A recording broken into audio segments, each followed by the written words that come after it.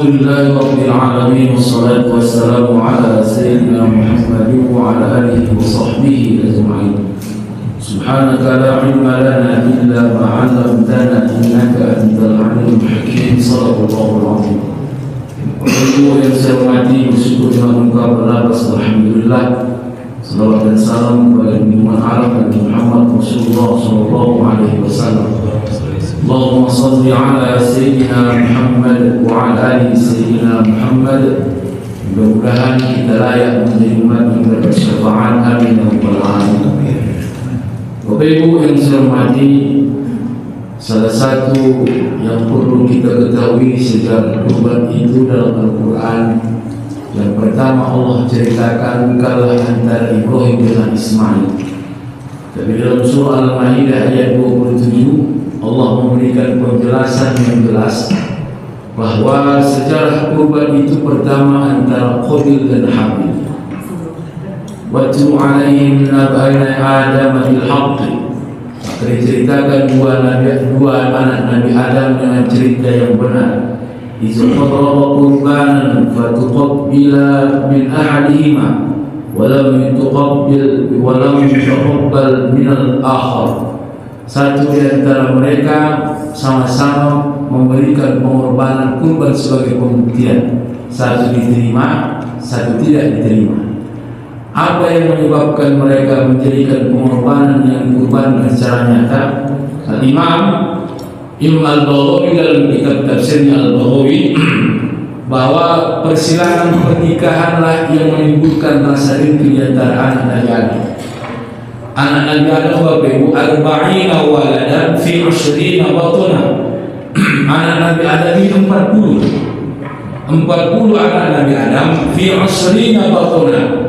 Setiap lahir 20, berarti setiap lahir 2. Satu kembar laki-laki, satu kembar perempuan. Wa kana Adam idza sabba auladuhu yuzawwiju ulama hadzal batni jariyatan batni ukhra. Maka disidanglah dalam satu perut yang kembar itu sanataini, 2 tahun kelahiran dari saudara kembar sebelumnya. Jadi antara Qabil dan Habil itu 2 tahun jaraknya. Siapa saudara kembar daripada Qabil? Namanya Ikrimah. Siapa saudara kembar daripada Habil? Namanya Labudah. Di mana timbul rasa dengki Qabil terhadap Habil? Qala Qabil, berkata Qabil, ketika disilang, maka disilanglah Bapak pernikahan Qabil kepada Labudah, Habil kepada Ikrimah. Karena saudara kembar satu perut Qabil namanya Ikrimah, saudara kembar satu perut dengan Habil namanya Labudah. Disilang Habil dengan Ikrimah, Qabil dengan Labudah. Cuma Ikrimah lah paling cantik. Memang mata laki-laki ini tak bisa bohong. Tahu dia mana yang cantik, mana yang tak cantik. Cemburu, dengki. Apa kata Qabil? Hiya ukhti ana ahaqqu minha wa nahnu min wiladatil jannah wa huma min wiladatil ardi. Aku lebih berhak terhadap saudara kembarku dalam satu perut karena kami dilahirkan di surga, sementara Habil dan Qabil berhak karena mereka lahir di bumi. Maka cara mendamaikannya apa kata Nabi Adam? Faqarriba qurbana fa'aykuma yuqbalu qurbanu fa huwa haqqun biha. Maka kau paparkanlah kurban mana yang terbaik. Siapa yang diterima kurbannya, itu yang berhak menerima saudara kembar yang dinikahkan dengannya. Makanya kurban siapa yang diterima Bapak Ibu? Makanya Qabil itu adalah petani, Habil adalah peternak. Makanya kata Qabil, sahiba zar'in faqarraba subratan min at-tu'am min ada'i da'in zar'i. Karena dia petani, dibuatnya lah padi yang laku-laku, yang kosong, yang tidak ada isinya. Apa dalam hatinya? Wa atma'u fi nafsihi ma bali ayat baru minni amla la presiden, suka hatimu lah. Yang penting hakku terhadap saudara kembarku selama-lamanya akan bersamaku. Maka apa makna di sini? Tak boleh hawa memberikan kurban di hadapan Allah dengan bahasa yang penting berkurban daripada tak berkurban. Nak kurban luar, udah sebenarnya tak memang macam mana lagi. Banyak sekali begitu.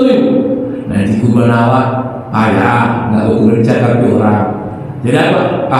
Ketimbang lu kami aja. Itu nggak pernah ada niat terbesit di hatinya menawarkan kurban yang terbaik. Wa kana Habil, mulai terbalik. Sementara Habil sahiba ghanamin, dia seorang peternak, fa'amala ila ahsani kabsin, maka dia tawarkan kurbannya kibas ataupun kambing yang paling cantik, yang paling gemuk. Fa'akmal fi nafsihi, maka terbesit di hatinya ridha Allah azza wa jalla, aku hanya mengharap ridha Allah Ta'ala. Apa maknanya? Apapun yang kita berikan terhadap Allah jangan dikomentari apapun yang dibuat manusia. Contoh, pasti kita berlawak, sedikit hari tadinya ya, berlawak berkurban udah 3 orang, nanti nggak dapat kulit, hilang kulit ya. Sekarang berkurban macam-macam, awak yang berkurban tak ada kepala, ekor hilang, kepala hilang. Nah, panitia kenyang, awak yang berkurban dia pula yang kenyang. Panitia sini tak ada yang sana yang ceritakan kan. Fawadu'a qurbanahuma a'lal jabal, apa kata Nabi Adam, maka kalian buatlah kurban kalian di atas gunung. Summa da'ana, maka mereka kemudian Nabi Adam berdoa, fanajarat naru minas sama wa aqalat qurbana Habil suwalam ta'kul qurbana Qabil. Maka ketika ciri-ciri kurban diterima, datang api dari langit memakan kurban yang ditawarkan. Maka yang turun api dari langit dengan doa Nabi Adam, doa Nabi Adam, ya Allah terimalah di antara kurban 2 anak. Yang diterima adalah Habil. Marah dia, ketika memarah babi apa yang terjadi adalah ayat tadi, la'aqtulannaka, aku pasti akan membunuhmu. Maka rasa dengki itu timbul. Apa kata hikmah dalam kitab Al-Baghawi ini, tafsir Al-Baghawi? Yang kedua, makna kurban, jangan membanding-bandingkan persoalan kebaikan. Kau tengok abang kau tengok kakak kau. Ini penyakit orang tua sekarang. Semua anak sama kebaikannya, walaupun tak sama yang dilakukannya. Ada anak baik karena banyak duitnya, ya. Ada pula anak meminta adik kerjanya, yang dikasih abangnya yang meminta adiknya. Mohon maaf, awak siapa kan? Assalamualaikum mak. Udah wakil mak ya bumbu-bumbu buang kurban mama. Mama pun pula aneh, ada daging nggak ada bumbu. Ya namanya begitulah pak. Awak bisa berkurban pula bumbunya tak ada. Anak awak 5, 2 pegawai, 1 BUMN, 2 pengusaha, 1 pemborong, 1 pembohong. Dan semua pula sama ada itu. Ya bukan? Kan semua sama. Jadi hikmah pertanyaan kedua, jangan suka membanding-bandingkan anak. Kenapa? Akan timbul dengki si anak terhadap saudara kandungnya sendiri. Mama selalu apa? Mama selalu kakak. Awaknya apalah? Maka jangan dengan sekarang abang dan kandung bunuh-bunuhan. Bukan sepenuhnya salah si anak. Emak ayah yang suka membandingkan kebaikan anak. Waktu abang kau yang di Jakarta, tiap bulan 1 juta. Kau masih minta, ada minta.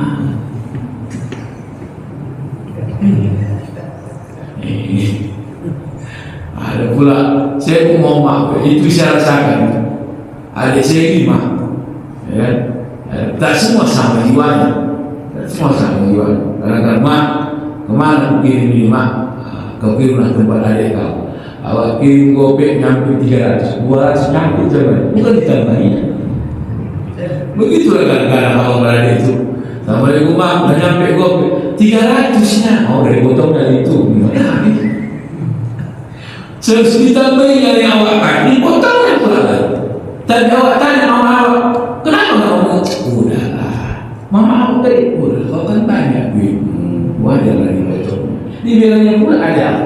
Nah kita bawa kirim ya, siapa itu ada, itulah kau kadang-kadang. Kau kan beda dengan adikmu. Iya, awak mangkasi, dia menghabisi. Macam-macam. Maka anak itu bapak ibu, abang beradik itu salah satu yang membuat kita menimbulkan rasa dengki, rasa iri, tergantung orang tua memilih memilih yang baik terhadap anak. Walaupun abang kau suka, kan awak nggak bisa ngasih apa-apa, nggak apa-apa, ya. Cuman kau yang lo mama kemana-mana, beli bahan kepajak dari tamu, antar mama refleksi kau juga, uangnya uang abangmu, tapi kau yang ngantar orang tua itu.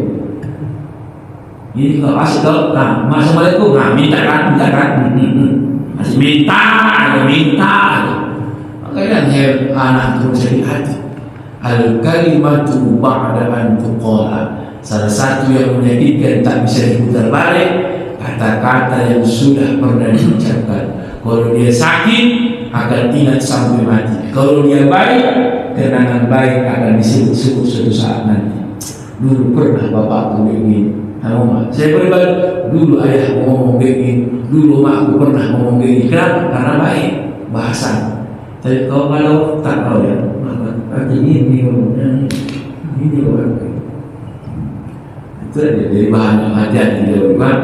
Yang selanjutnya, apa makna kuburan babiru? Tak lain dan tak bukan adalah menghilangkan sifat kebinatangan. Apa itu? Tamak. Makanya hak berbuat khusus fakulu minha dalam surah Al-Hasr ayat 28 kata Allah, sunnah kuburan fakulu minha, makan kalian sebahagiannya. Berapa sebahagian? As-sulus, sepakat ulama, sebahagian hak kurban dan pengkurban itu sepertiga. Jadi tidak usah tamak-tamak kali semua sama. Apalagi orang pengkurban sekarang, aku sungguh ya, aku hati ya, dia pula dia memilih. Mau maaf sama bani dia, cincang semua. 7 orang yang kurban, saja paling hebat. Aku susu, aku kiri. Mana tahu penting mana kiri, mana kanan? Kadang-kadang kita bersulit kadang-kadang. Saya pertama kurban di Johori, pertama pindah, macam-macam panitia. Udah ke orang tua ustaz, cuma tak dimasukkan panitia. Kenapa? Sekarang orang tua nanti disuruh payah. Kalau masih muda apa sih bilang? Tak usah ustaz, masuklah. Lumbu ke-7. Oh, ini politik. Nah, bapak ini, ibu ini, 7 orang. Kami 3 yang gemuk-gemuk, yang 7 orang ini. Karena memang masyarakat tidak dipahami. Dalam Al-Quran kan, saksikanlah hewan kurbanmu. Saksikan, bukan pegang. Saksikan, tengok ada. Datang panitia, pegang. Tak dari mana dasarnya boleh dipegang kalau begitu. Kadang-kadang jangan begitu. Datang emak-emak yang 3 ini, usah ekor. Kenapa bu? Nanti kita di akhirat, kalau 3 gemuk kita ilmu dan lembunya, tak dapat tempat aku. Dibayangkannya lembu di akhirat itu nanti 7 orang. Kayak kami 3 gemuk, di mana bagian dia? Berada 3 tunggal orang dia.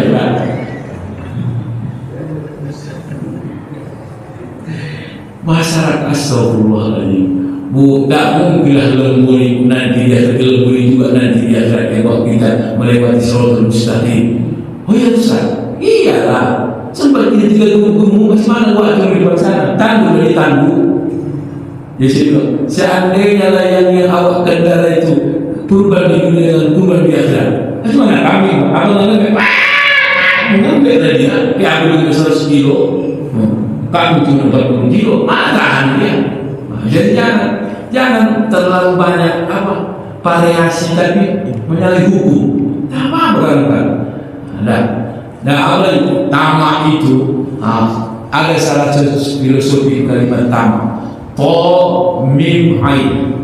Apa makna tamak? To tengok semua berong dalam to berlobang. Apa tamak itu nak puas-puas. Mim semua menanggung. Mim tengok berlubang juga. Mim ain ngana. Tak selesai. Ada lagi. Padahal yang dimakan pun tak sampai banyak. Tak tahu ada. Makanya kita makan sikit sunnah, ambil hatinya sunnah, selesai. Ini Allah, nggak ada yang lain lagi. Kok segini? Apalagi kadang-kadang udah capek panitia cari lembu, nggak cocok dagingnya dengan harga kilonya. Oh, udah dimainkan ini. Ini panitia itu main semua. Itu ada biasanya pemain lembu. Mana cocok ini? Di sini berapa berapa? 2 juta berapa nih? Oh tinggi lah. Oh. Target daging berapa kilo? 90. Yang datang 90 juga.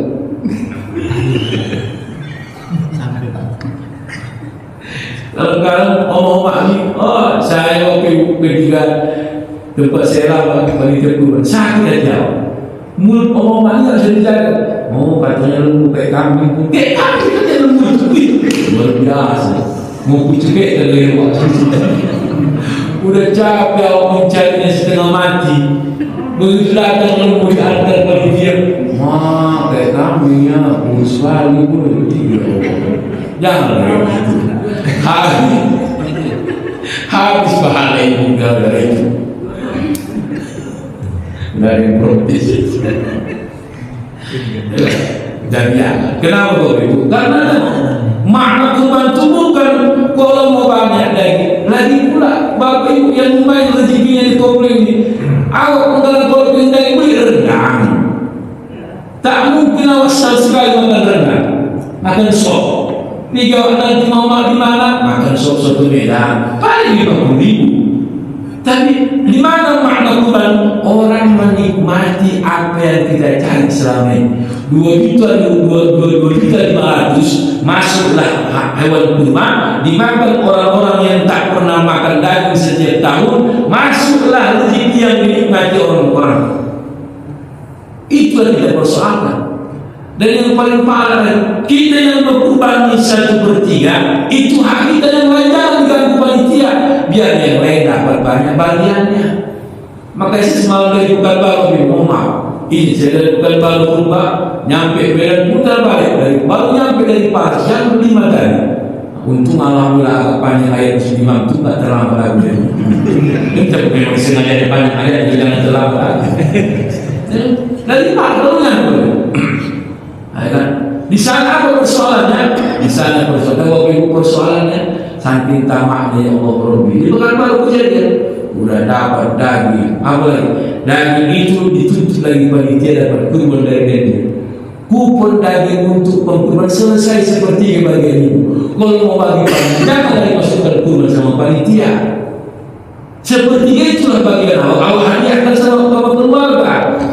Ini enggak diundangnya panggilnya dari Temu, dari Bandar Selamat, dari Tanjung Selamat, datang ke komplek ya, kenapa? Kakak kurban, datang penuh.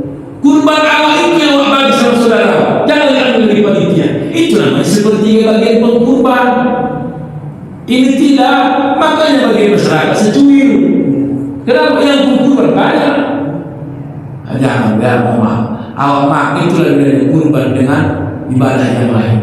Kurban itu batasnya 3 hari disembelih hewannya. Jadi jangan. Apa makna tasrik? Tasrik itu adalah syuruk. Asal katanya syuruk. Mulai timbulnya sabak merah ketika timbul fajar matahari. Itu tasrik. Jadi orang-orang Arab dulu harus menyembelih 10 Zulhijjah. Nah, maka dikeringkanlah kulitnya, dikeringkanlah sisa-sisa korban. Namanya tasrik. Nah, lalu di hari tasrik inilah batas menyembelih hewan kurban 3 hari. Bukan hewannya harus habis 3 hari. Ingat Bapak Ibu, sahnya orang berkurban itu sah hewannya, bukan dagingnya. Sah hewan kurban itu tak boleh lewat dari 7 hari. 11, 12, 13. Dan gua salah paham. Katanya Ustaz tak boleh lewat 3 hari. Apanya wak? Dagingnya MO, mati opor. Aku semua mati itu. 3 hari, 3 kilo. Pulang-pulang.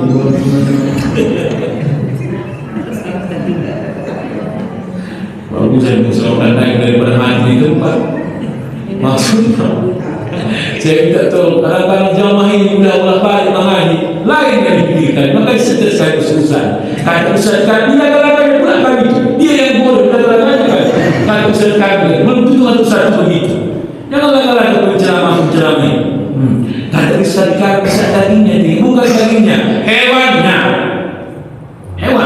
Itu dia betul. Nah, jadi makna tamak itu, apa tadi? Semua dia tahu. Semua mau diambil.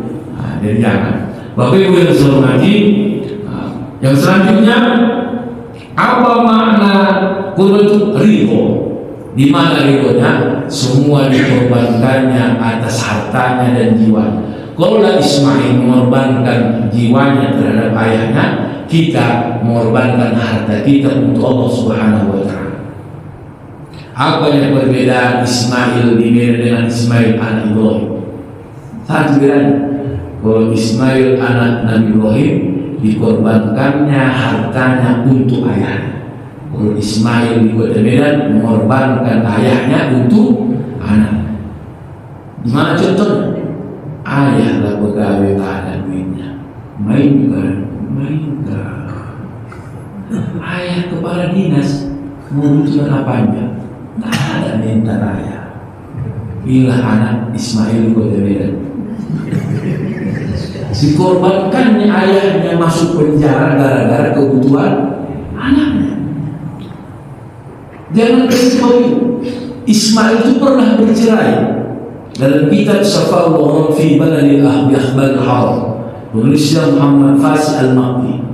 Ya, pulanglah Ismail, pilihlah kerja Ismail. Ismail ini dengan Ibrahim beda tempat. Ketika terjadinya perpindahan jarak antara Sarah dengan Hajar, Bapak Ibu, Hajar bertahan di Palestina, maka Siti Sarah bertahan di Palestina. Aku ceritakan ini biar cerita. Awalnya poligami ini bukan dari Muhammad.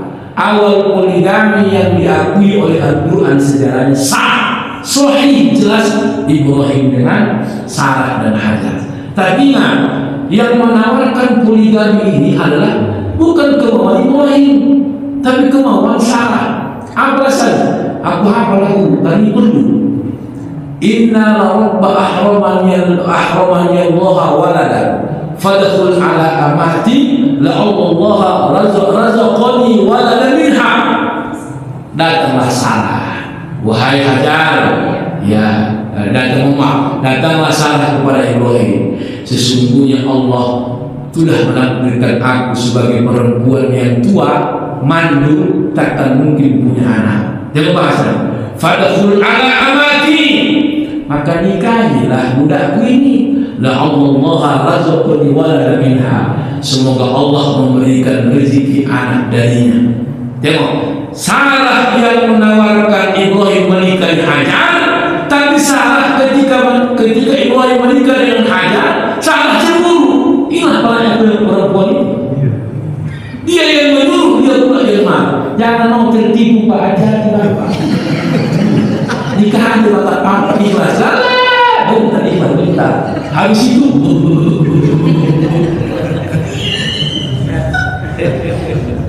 iya, bentar ikhlas itu. Tak apa-apa Bang, aku ikhlas kalau abang ridho. Berapa banyak korban awalnya ikhlas, terakhir stres Bapak. Ini cerita pakai. Saya hafal sih yang berkunjung sebagai senjata hafal. Kenapa? Saya mau ceritakan. Saya 12 tahun belum punya anak. 12 tahun belum. Jadi saya bilang orang lah sama saya. Kan, Ustaz, saya punya anak belum. Kan kata orang, Ustaz, buat pancingan biar cepat dapat punya anak. Oh, bahasa. Mohon maaf ya, Nabi Ibrahim itu 85 tahun belum punya anak. Dia bukan mengambil anak orang sebagai pemancing, tapi ditambahinnya induknya. Itu yang betul. Dia mentua yang itu. Itu bukan karena Ibrahim kau yang gatal. Jadi mau menikah Ibrahim dengan Hajar. kan? Cemburu lah. Apa? Istadad ghirah, faz'al ala amani, maka keluarkan dia jauh dari mukaku, pimbau jauh-jauh. Sifat perempuan begitu Pak. Kalau tengok pikir dia masih lama jalannya hajar hamil, langsung hamil hajar. Begitu hamillah hajar, cemburulah Sarah. Maka bersumpah dia. Memang sifat perempuan suka mengutuk. La'aqtu anna salasata aqda, la'aqtu anna salasata aqda. Apa kata hajar Sarah? Kalau nampakku mukanya lagi hajar di rumah ini, ku potong 3 bagian anggota tubuh. Tengok muncungnya. Dia yang menyuruh, dia pula yang mengutuk. Makanya hati-hati, jangan tertipu bisa-bisa perempuan.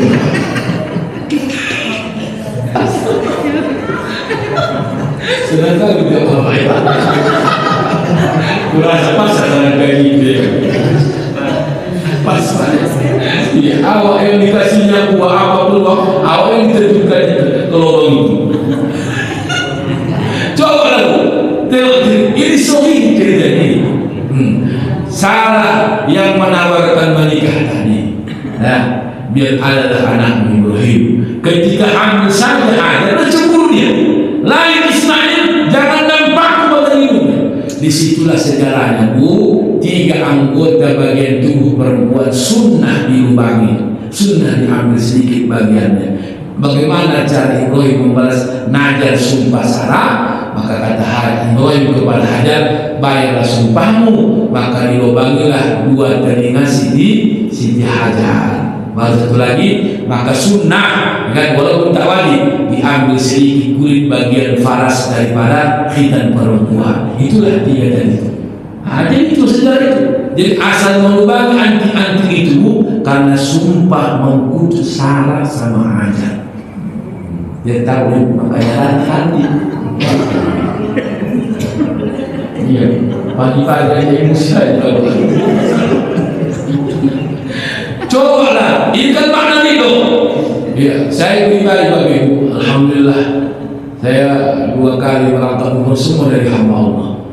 Kan semua dari hamba Allah. Jadi pertama saya berangkatkan almarhum mantan Bupati Langkat Pak Mengesa Sekutu. Karena beliau sebelum meninggal sakit saraf, jadi bolak-balik ke Thailand, bolak-balik ke luar negeri, diundang saya ceramah.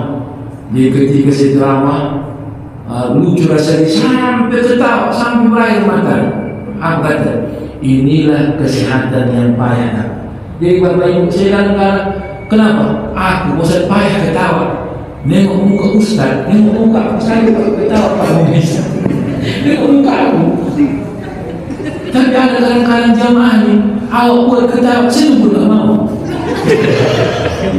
Itu begitu. Nikmati aja hidup. Mengapa kita sesekali ya? Orang udah ketawa dia.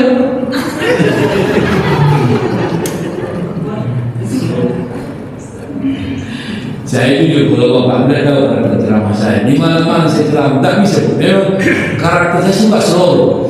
Bukan aku baca tidak, baca kita ini. Bukan memang ini ceramah ini. Cuma memang keluar Tuhan, jangan begitu. Nah, tengok hari itu diasingkanlah Hajar di Mekah, Siti Sarah tetap di Palestina. Saya jujur pertama kali saya berangkat keluar, yang pertama saya melihat air mata bukan ketika tawaf, tapi ketika saya bayangkan Hajar yang masih menyusul Ismail, Sofa Marwah 7 kali. Sekarang di keramik, dingin pula keramiknya, pakai AC.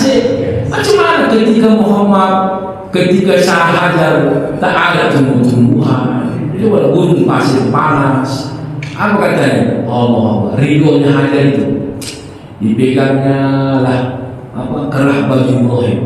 Ilaman tatrukuna ada kan gunung pasir, enggak kan sendirian dia di situ Pak, enggak. Ilaman tatrukuna ada. Ibrahim alaihissalam kelebihannya dan senjata perempuan juga yang kedua adalah selain cemburu, selain mengutuk, senjata perempuan tangisan. Menangis di Hajar. Ilaman tatrukuna ada Ibrahim. Siapa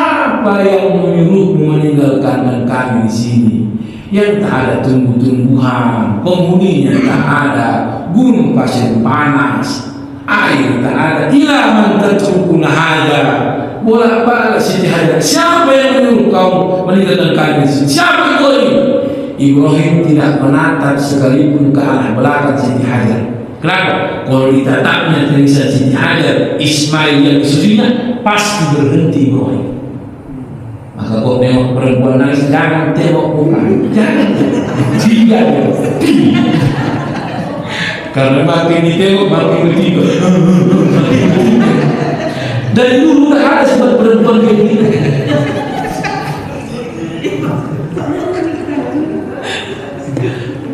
Memang senjata perempuan menangis dan minta tolong. Aku yang minta tolong ya. Kalau pujuk bapak ibu ketika menangis, jangan bertingkah.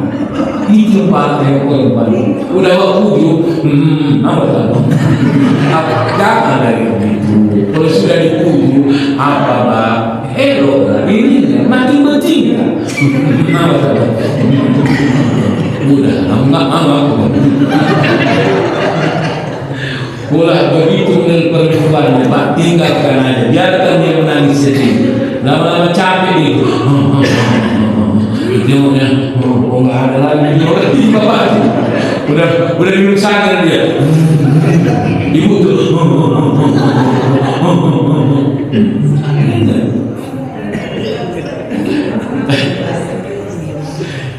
Makanya orang bilang sama saya, kau ada bahan ceramahmu? Bukan, memang betul. Tengok, mana di sini ada.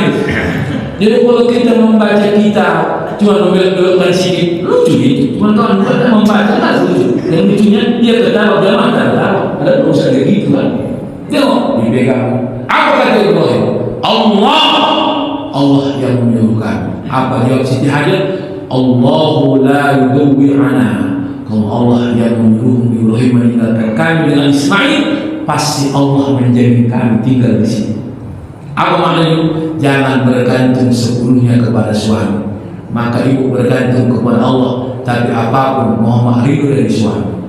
Kalau ibu minta uang sama suami tidak dikasih, jangan marah. Minta sama Allah tapi depan suami. Ya Allah ya Tuhan. Kalau minta sama laki tidak dikasihnya ya Allah.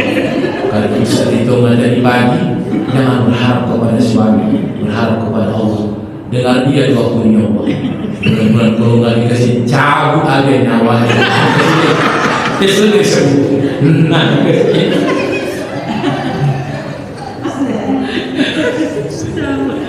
cabut nyawanya, ada gunanya lagi. Coba kan? Mau makan begini? Kenapa? Karena ridho ini paling sulit. Nah, itu istri lagi. Istri Ismail tadi yang ridho, aku bisa ceritakan tadi kan? Istri Ismail ini menikah Ismail dengan wanita Jurhum, namanya Jundub al-Jurhumi. Nah, begitu Ismail kerja, datang Ibrahim ke Makkah, jumpa dengan istri Ismail di luar rumah. Pertanyaan Ismail pertama, kaifa aishukum? Macam mana rumah tanggamu, kehidupanmu? Kata Ibrahim kepada istri Ismail. Karena istri Ismail tidak ridho, apa jawabnya? Nahnu min dikin wa syiddah. Tengok kalimat. Nahnu min dikin. Kami dalam keadaan sempit, paceklik, susah ekonomi kami. Kata Ibrahim, kirim salam aku sama suamimu. Fa iza za'a zawjuki yughawwir adab balik. Kalau datang nanti pulang lakimu, tolong ganti gawang pintu rumah ini. Apa maknanya? Pulang Ismail, lalu ditanya, apakah tadi ada orang tua datang? Ya, syekhun kaja. Datang orang tua yang sudah menua mukanya, dia ngomong begini, tanya begini. Apa yang ditanya tentang kita di rumah ini? Dia tanya ekonomi kita. Apa kau jawab? Nah, nanti kita masih kita memang susah. Simple ekonomi. Apa pesan dia? Yuhawir adab balik. Dia suruh kau mengganti gawang pintu rumah ini. Apa maknanya itu hari Ismail? Kata Ismail, itu ayah kandungku namanya Ibrahim. Ketika dia pesankan aku mengganti gawang pintu ini, kau berdiri di situ, bukan gawang pintunya yang diganti, tapi kau yang diceraikan. Maka tak boleh awak menceritakan susah awak sama mertua. ya kan? Tak boleh.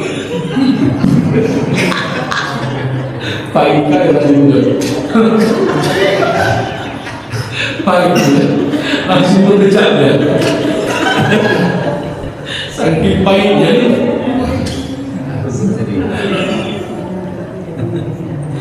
Mau mahu. Dan kita pun sebagai orang tua tak boleh mau tahu semuanya tentang anak kita.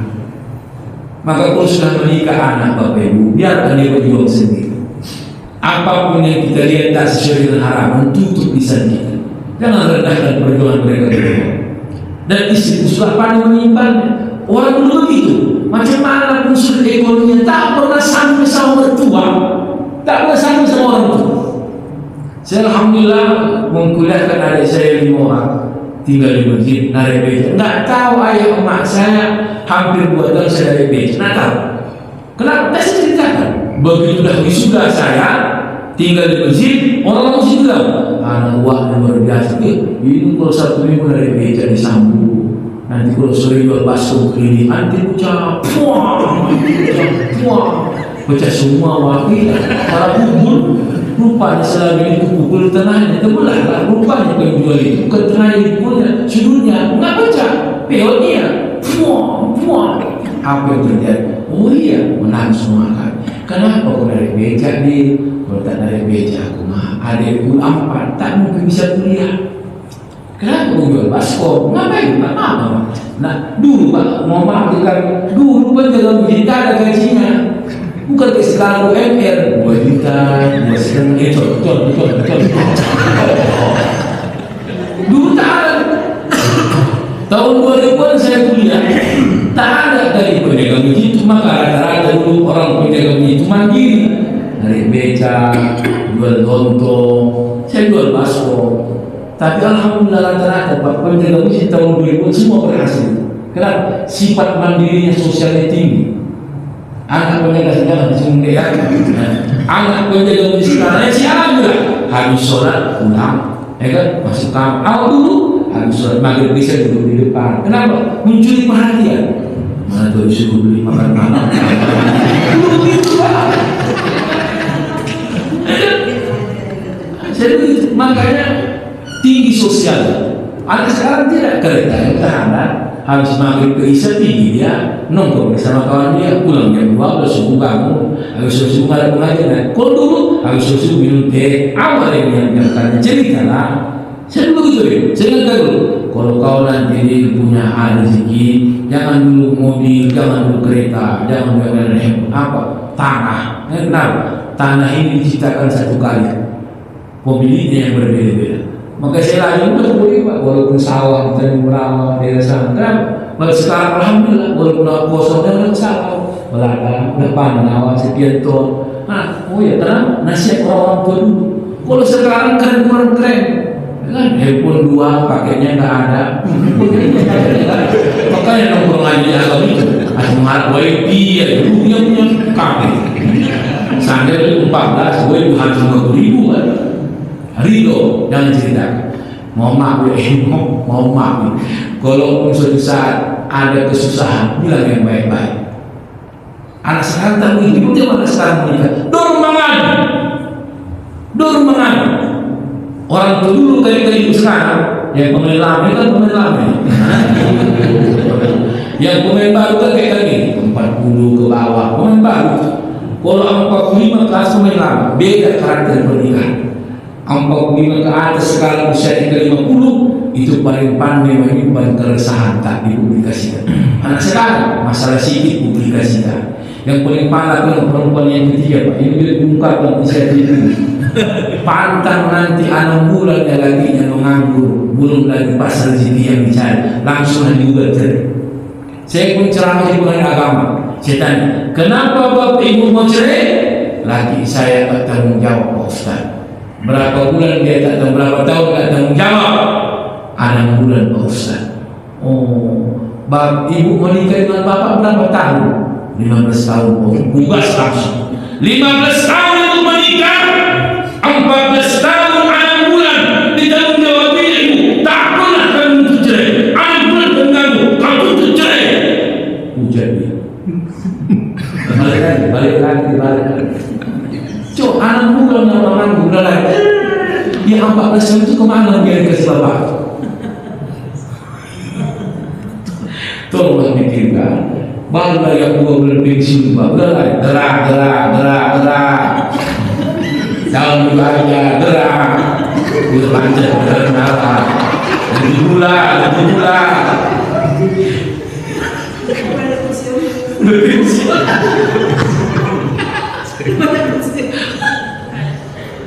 Disitulah kesempatan yang hidup Bapak. Ketika tugas tak boleh, kenapa? Gak kita. Udah pensiun dia, Bapak. Dulu waktu akhir aku nggak pernah kesini, gerak.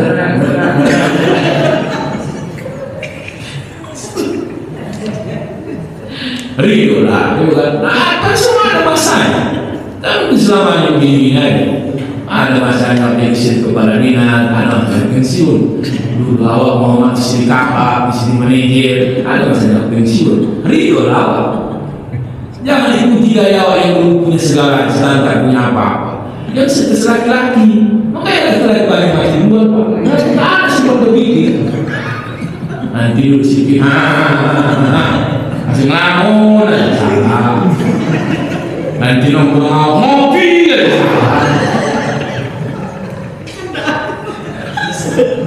nggak salah kalau aku yang sikit.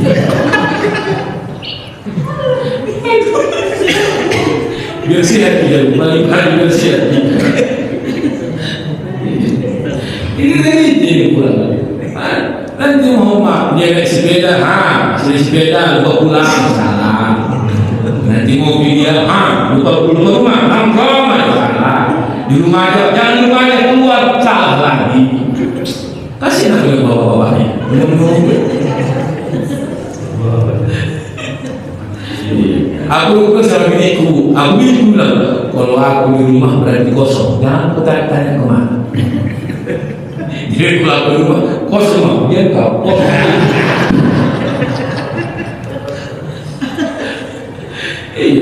Allah berilah, ambisikan guna tak semua nikmat. Jadi kalau anak mungkin, saya kalau datang mama bilang yang baik-baik. Apapun di rumah ini kita yang tahu. Anak sekarang tuh ibu juga begitu. Kok nelpon anak ya, Assalamualaikum, Waalaikumsalam. Semana kawan kalian di Jakarta? Alhamdulillah, udah itu kan. Ibu jangan banyak bertanya tentang dia. Macam lakimu? Anak sekarang nggak bisa nahan perasaan. Sudah Pak mau cerita sama mama. Kenapa? Bilang, nantang mama. Bilang, kenapa? Dia banyak kok. Lalu jawab si mana sendiri, kenapa nih? Allah Akbar, asal Allah, iya itu tahu. Bukan orang tua yang baik itu. Orang tua yang baik itu bahasa dia bukan memecah, bukan memilah, tapi mengikat. Kalau bisa wak kayak jarum jahit, walaupun menyakitkan tapi menyatukan. Jangan kayak gunting, baik-baik orang diputuskan jalan. Kejalan jahit lah, walaupun dicucuk, tapi dia memperkuat, memperikat. Assalamualaikum, salam. Apa nak? Mau cerita walaupun kenapa? Kenapa sih pada abang ini waktu pulang dari komplek dan kalau kenapa sih pada saya? Kenapa lagi? Pelit kali ya. Ya, begitulah Mandailing. Mau bilang dari pangkal, jangan Mandailing, kau pandang. Kau tahu apa ya kau lu bisa?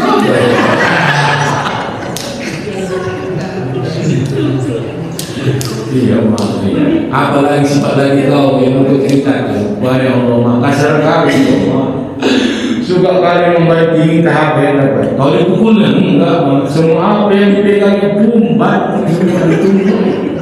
Kasar kali kata, sabar kau ya. Iya, sabar kau. Kau baru punya anak kecil, sabar kau. Kau baru 2 tahun kayak gitu lagi berkata. Menangis mama 28 tahun lagi. Rupanya sama-sama korban. Allah. Orang sekarang berada sedikit ceria. Nah, kita bukan mengganti orangnya, kita mau merubah perilakunya.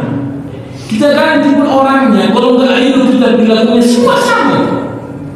nggak jadi sedikit cerai, kan? Menikah lagi, nggak jadi cerai. Kita bukan mengganti orangnya, macam berusaha memperbaiki orangnya.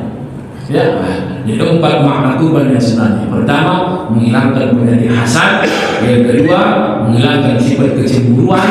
Yang ketiga adalah menghilangkan penyakit tamak. Yang keempat, menanamkan sifat ridho. Mudah-mudahan bermanfaat. Assalamualaikum warahmatullahi wabarakatuh.